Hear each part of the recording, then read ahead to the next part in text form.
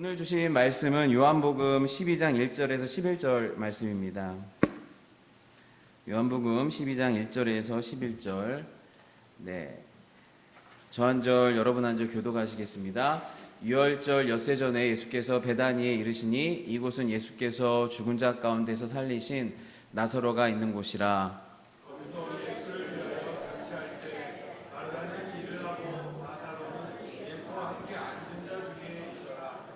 마리아는 지극히 비싼 향유 곧 순전한 나드 한 근을 가져다가 예수의 발에 붓고 자기 머리털로 그의 발을 닦으니 향유 냄새가 집에 가득하더라.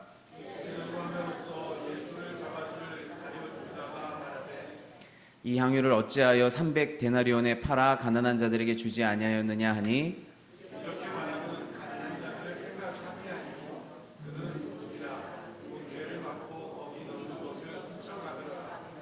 예수께서 이르시되 그를 가만두어 나의 장래한 날을 위하여 그것을 간직하게 하라.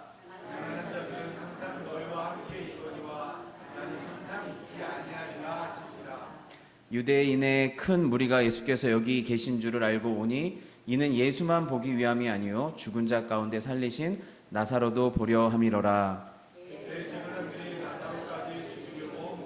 같이 읽죠. 나사로 때문에 많은 유대인이 가서 예수를 믿음이로라. 아멘. 아멘. 오늘 특송이 오늘 말씀하고 딱 맞아 떨어졌어요. 예, 순전한 나드를 드리는 마리아의 오늘 이야기인데, 그 요한복음의 내러티브 안에서는 유월절이 다가오는 사실을 굉장히 중요하게 생각을 하죠. 그래서 11장 55절에 유대인의 유월절이 가까움에 12장 1절에서 유월절 엿새 전에 예수께서 베다니에 이르시니 오늘 말씀이고요. 그리고 요한복음 13장 1절에 보면 유월절 전에 예수께서 자기가 세상을 떠나 아버지께로 돌아가실 때가 이른 줄 아시고 세상에 있는 자기 사람들을 사랑하시되 끝까지 사랑하시니라. 19장 14절에는 이날은 유월절의 준비일이요 라고 되어 있습니다. 요한복음 안에서 유월절에 대한 언급을 계속하고 있어요. 그 이유는 예수님께서 유월절 어린 양으로 이 땅에 오셨기 때문이고 예수님의 삶은 그 자체가 계속 십자가 죽음을 향해 계속 걸어가셨기 때문에 그렇습니다.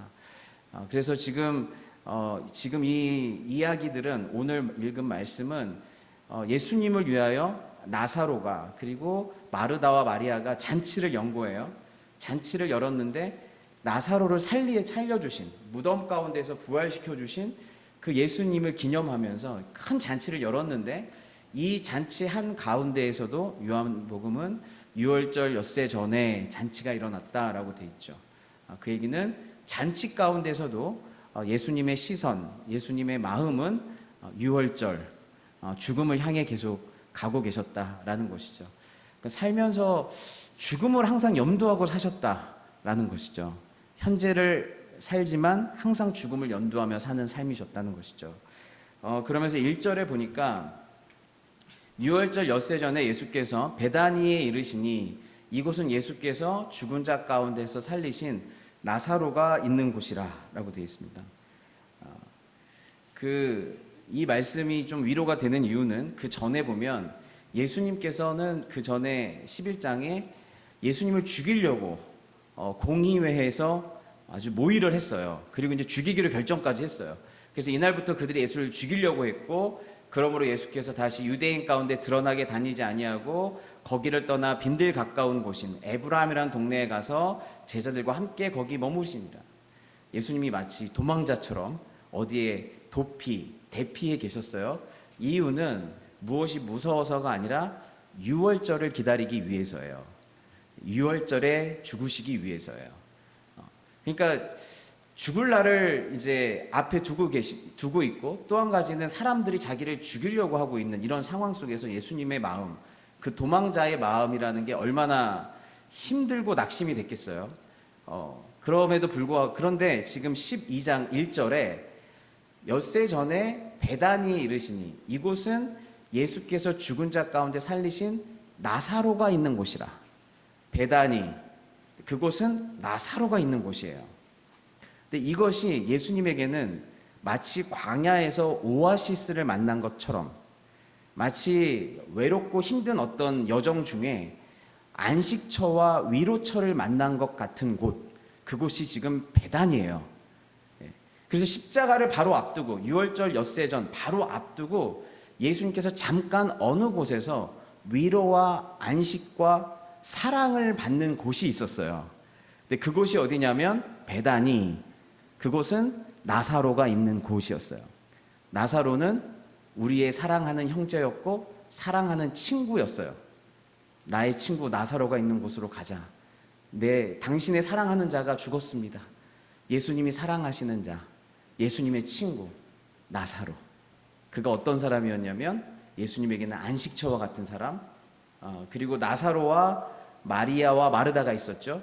그 공동체는 예수님이 쉴 수 있는, 그리고 함께 아름다운 사랑의 교제를 나눌 수 있는 위로처와 같은 곳이었어요. 그래서 예수님 역시도 사람이 안식처였다는 거, 위로처였다는 거, 마치 광야에서 엘림을 만난 것 같은 그것이 바로 사람이었다라는 것이죠. 그래서 우리도 누군가에게 이런 위로, 안식, 쉼이 될 수 있는 사람이었으면 좋겠다. 너무너무 힘든 와중에 누가 어디에 갔다. 근데 그곳은 누가 있는 곳이었더라. 그곳은 박 집사님이 있는 곳이었더라. 그곳은 김 집사님이 있는 곳이었더라. 그곳은 임 목사가 있는 곳이었더라. 그곳에서 안식을 누리고 있는 것이죠. 그러면서 거기서 이제 잔치가 벌어집니다. 이 잔치는 예수님에 의해서 살림을 받은 사람들, 거기서 예수를 위하여 잔치할 때 마르다는 일을 하고 나사로는 예수와 함께 앉은 자 중에 있더라라고 되어 있습니다. 예수님에 의해서 살림을 받은 그 사람 나사로 때문에 잔치가 열렸어요. 기쁨의 잔치가 열린 것이죠.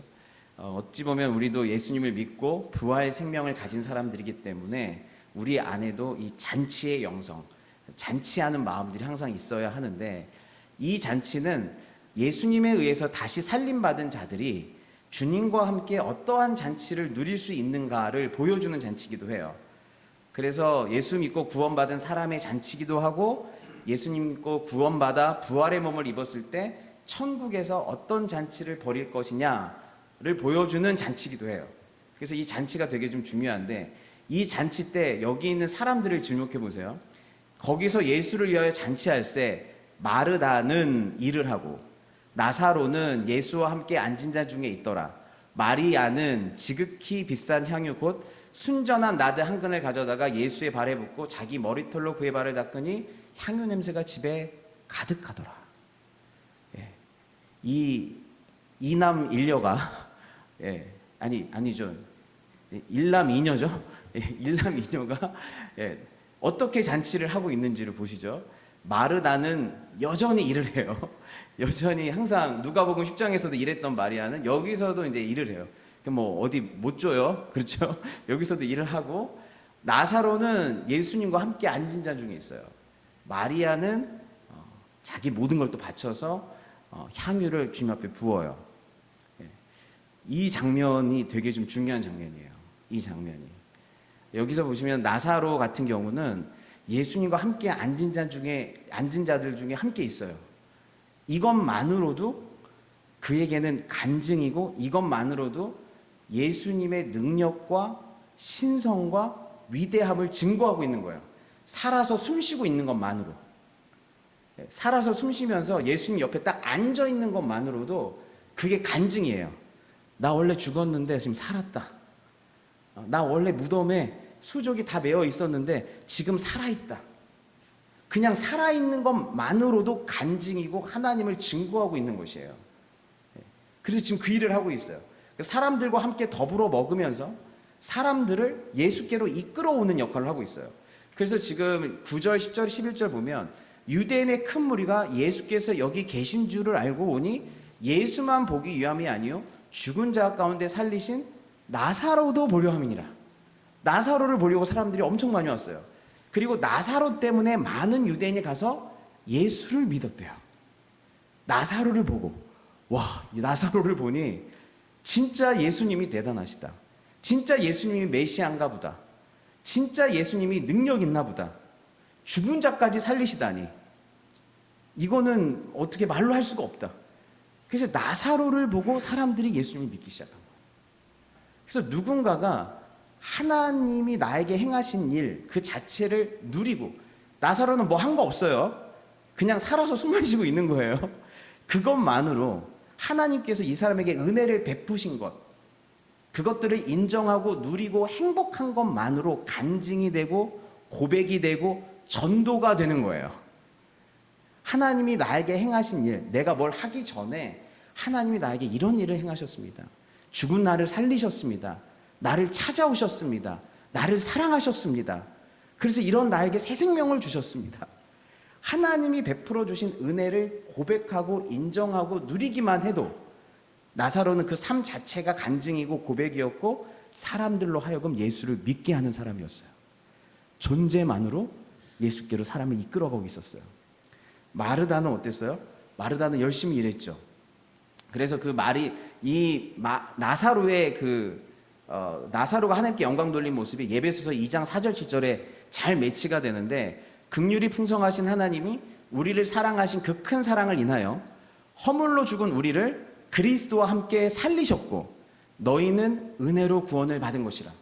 긍휼의 풍성한 하나님이 우리를 사랑하신 그 큰 사랑을 인하여, 이거는 주님이 사랑하셨기 때문에 구원받았다는 거죠. 허물로 죽은 우리를 그리스도와 함께 살리셨고 너희는 은혜로 구원을 받은 것이라. 또 함께 일으키사 그리스도 예수 안에서 함께 하늘에 어떻게 해요? 앉히시니. 지금 나사로가 예수님과 함께 앉아있더라 돼 있죠. 함께 하늘에 앉히시니. 그 모습을 지금 현실에서 보여주고 있는 거예요. 죽은 자가 살아서 예수님과 함께 앉아있는 것처럼 허물과 죄로 죽을 너희들을 주님께서 함께 일으키시고 살리셔서 하늘 보좌 우편에 주님과 함께 앉히셨다.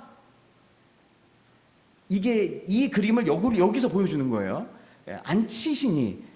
이는, 제가 죄송해요. 제가 말씀이 계속 제가 읽고 은혜를 받아갖고 원래 우리는 이렇게 나자빠져 있어야 된단 말이에요.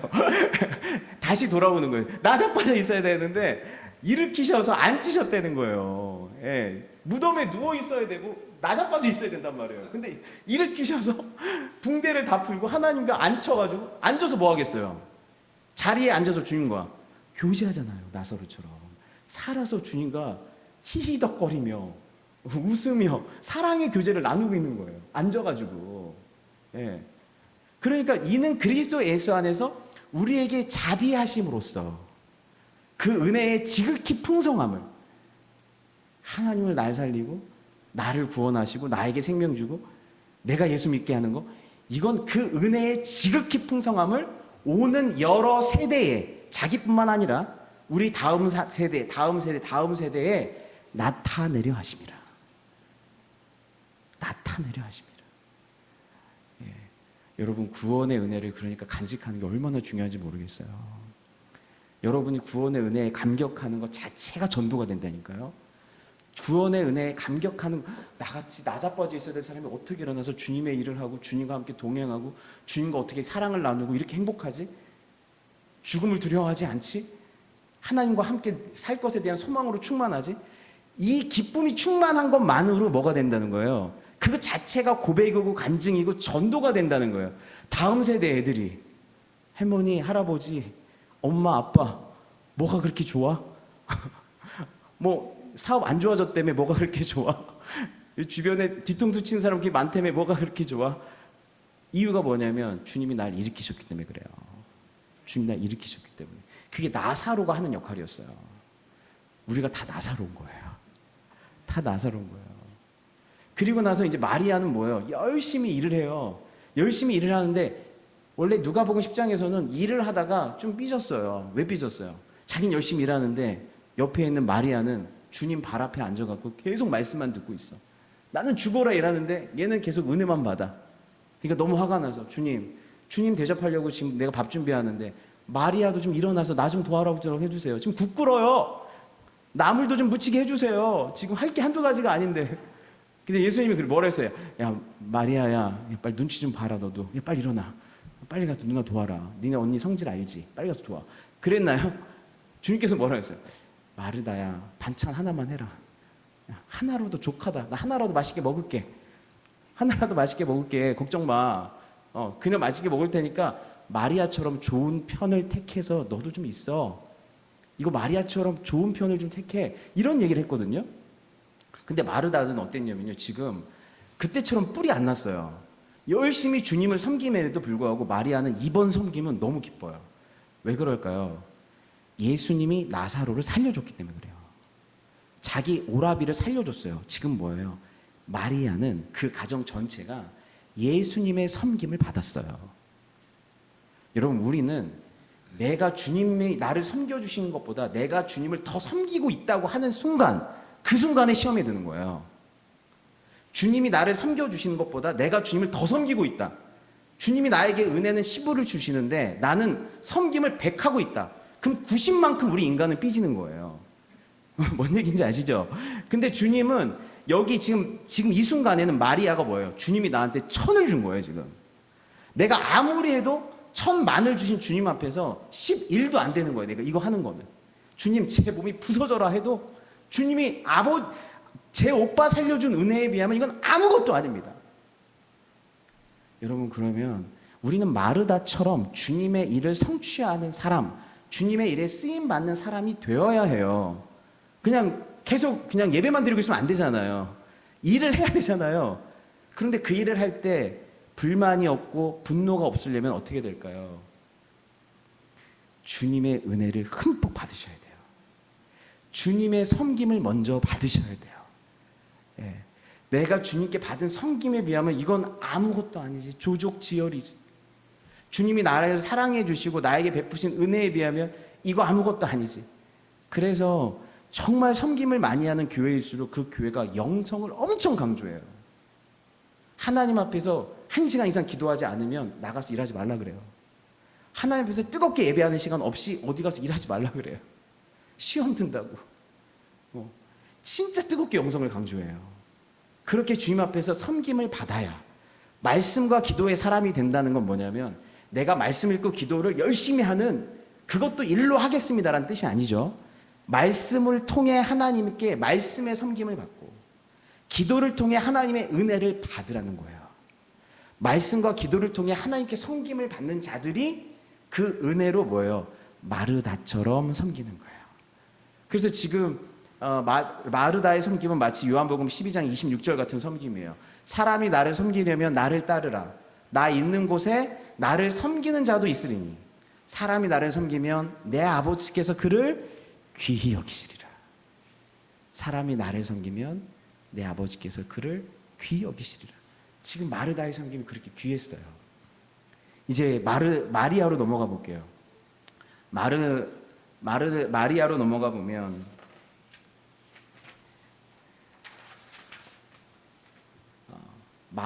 마리아의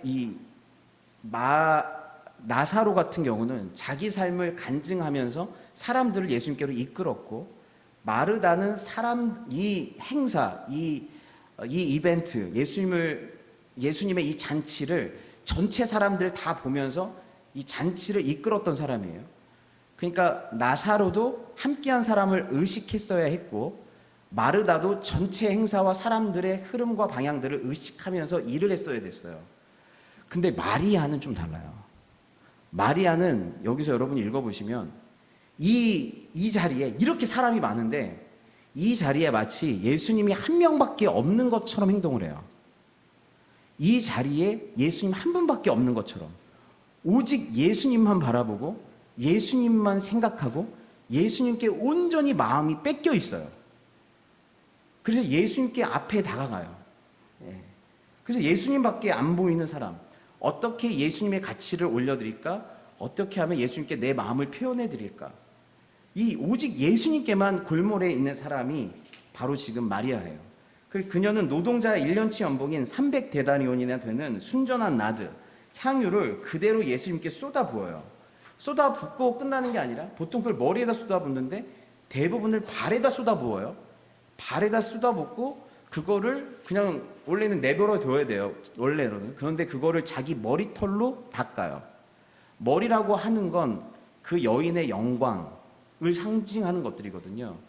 근데 그 자기의 머리털로 예수님의 가장 부분인 발을 이렇게 닦는 거예요. 그 얘기는 뭐냐면 내가 가지고 있는 가장 가치 있는 것 주님 앞에 쏟아 부어도 마땅합니다. 이것보다 당신은 더 귀합니다. 나에게 가장 가치 있는 나를 상징하는 머리를 풀어서 당신의 가장 아래에 있는 발을 닦아도 당신은 그만큼 가치 있는 분이십니다라는 걸 인정하는 거예요.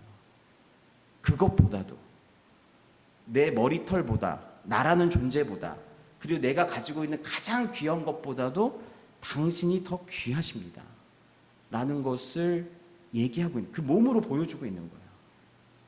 그런데 바로 나오는 가룟 유다는 300데나리온이나 되는 그 나드 한 근을 그 마리아가 주님 앞에 바쳤지만 유다는 은 30에 예수님을 팔아버리죠. 은 30보다 예수님이 못하다는 거예요. 당신은 은 30보다도 못합니다. 나한테 돈보다 아래입니다. 근데 마리아는 그 어떤 것보다도 나라는 존재보다 심지어 내가 갖고 있는 가장 귀한 것보다도 당신이 더 귀하십니다. 주 예수보다도 귀한 것은 없네. 주 예수보다도 귀한 것은 없다라는 걸 자기의 온 행동과 몸과 자기의 가진 소유로 표현을 한 거예요.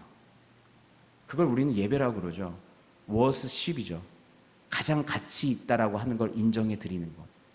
주님이 내 인생에 가장 가치 있다라는 걸 인정해 드리는 행위. 그래서 가장 귀한 시간, 그리고 가장 귀한 옷, 가장 귀한 마음을 가지고 와서 주님 앞에 쏟아붓는 거죠. 주님이 내 인생에 가장 귀하십니다. 그 시간에. 예. 그래서 지금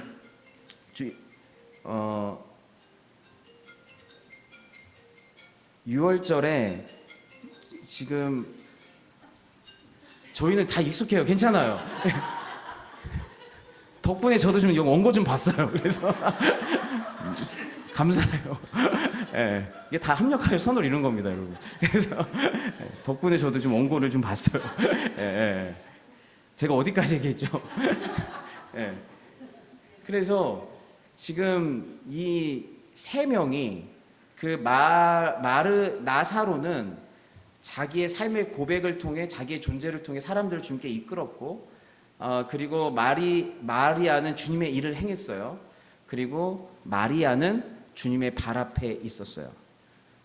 우리는 사실 교회 생활을 하다 보면 이 세 가지 역할 중에 하나를 맡게 돼요. 어떤 것은 때로는 우리가 나사로처럼 호스트가 돼서 리더십을 발휘해서 사람들을 주님께로 이끌어오는 역할을 해야 될 때도 있어요. 또 어떨 때는 우리가 마르다처럼 주님의 일에 열심을 부려서 어떤 주님의 일, 교회의 일을 행해야 될 때도 있어요. 그런데 나사로와 마리아의 역할만 있으면 어떻게 될까요? 마르다와 나사로의 역할만 계속 하게 되면 우리는 언젠가 번아웃이 오고 탈진하게 되고, 잘하게 될 때는 내 자랑을 하게 되고 못하게 될 때는 숨어버리고 패배감에 젖어들어요. 주님의 일이라고 생각하지 않고 점점 그게 자기 일이 돼버려요. 그래서 항상 중심을 잡으려면, 항상 이것이 주님의 일이 되게 하려면, 그리고 내 마음이 주님 앞에 온전히 합해지려면 항상 우리는 마리아가 되어야 해요. 주님의 발 앞에 있어야 해요. 주님의 발 앞에서 어떨 때는 마르다처럼 일을 하기도 하고 어떨 때는 나사로처럼 리더십을 발휘하기도 해야 하지만, 우리가 그것을 하든 안 하든 항상 우리가 고수해야 될 역할이 있다면 그것은 마리아의 역할이에요. 주님의 발 앞에 있는 거예요. 그분의 음성을 듣고 그분의 마음을 헤아리고 그분과 깊은 교제 가운데 들어가는 거예요. 그래야만 우리는 중심을 잃지 않게 돼요. 탈진하지 않게 돼요. 주님을 위해 일하게 돼요. 저는 사실 이 본문을 묵상하면서 저 자신한테 좀 많이 적용을 했어요. 저는 요즘 나사로 같은 역할을 많이 하고 있어요.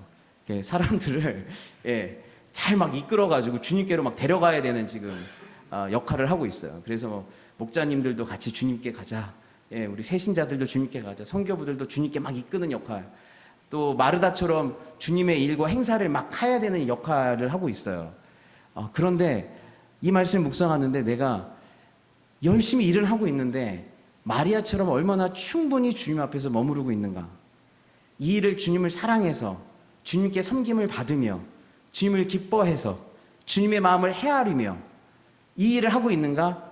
아니면 목사로서 주어진 역할에 지금 충실하고 있는가? 생각하게 됐어요. 아, 마리아가 부족하구나. 나사로도 있고 마르다도 있는데 마리아로서 주님의 발 앞에 엎드려 있지 않구나. 네, 그래서 위험할 수 있겠구나 라는 생각을 하게 됐어요. 네, 여러분들, 우리가 어느 역할, 어느 자리에 있든지 간에 마리아로서 주님 앞에 계속 나아가길 원합니다. 네, 그 마리아의 마음으로 주님을 헤아려야 돼요. 여기 말씀해 보시면 제자 중 하나로서 예수를 잡아줄 가룟 유다가 말하되 이 향유를 어찌하여 300데나리온에 팔아 가난한 자들에게 주지 아니하였느냐 하니, 이렇게 말하면 가난한 자를 생각함이 아니요 그는 도둑이라 돈깨를 맞고 거기 넣는 것을 훔쳐감이러라. 예수께서 이르시되 그를 가만두어 나의 장래할 날을 위하여 그것을 간직하게 해라 라고 얘기하고 있어요. 마리아가 지금 하고 있는 건 단순히 사랑과 희생과 헌신을 바치는 정도가 아니라 지금 나의 장래를 준비하고 있다.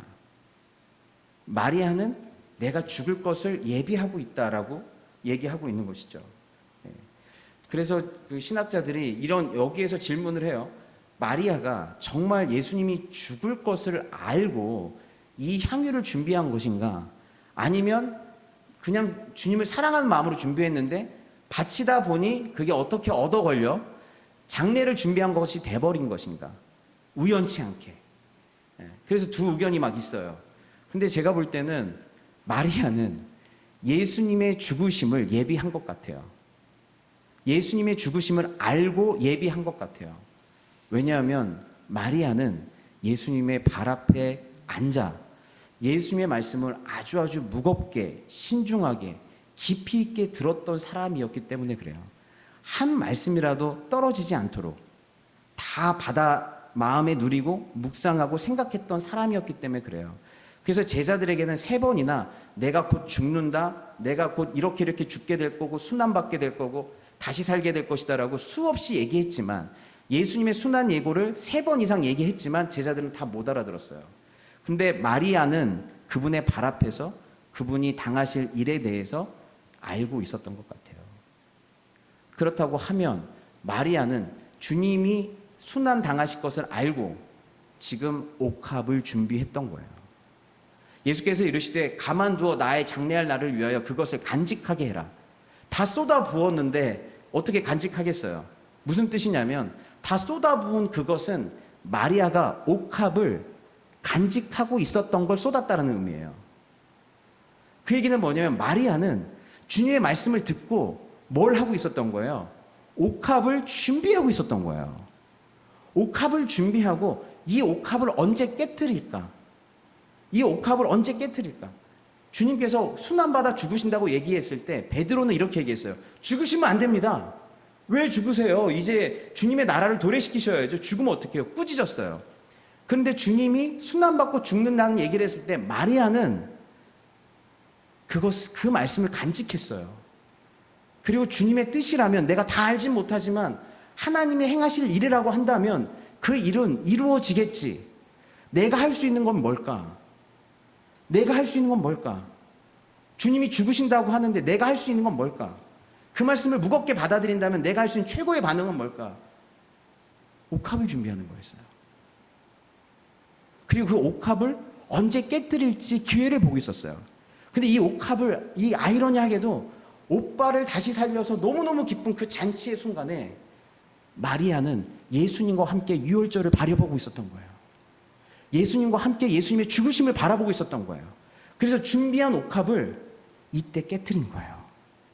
그래서 같은 내용의 본문이 마태복음 26장에도 나오고 마가복음 14장에도 나와요. 근데 마태복음에서 보면 준비한 이 옥합을 깨트려요. 옥합을 깨트려요. 와가지고 준비한 옥합을.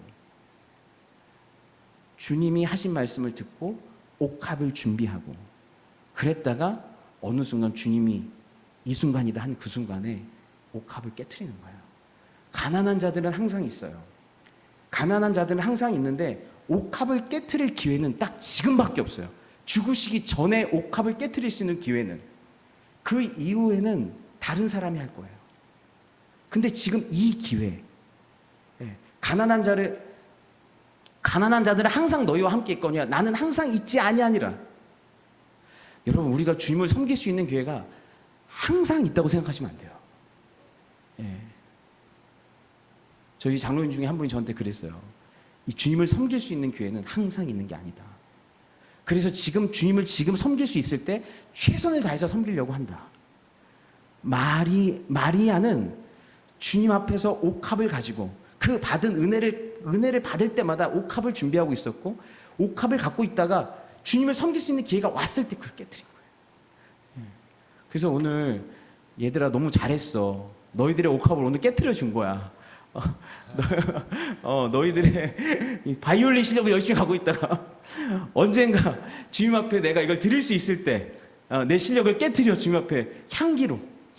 여기 요한복음에서만 유일하게 향기가 가득하더라는 표현이 돼 있어요. 마태, 마가복음은 없어요.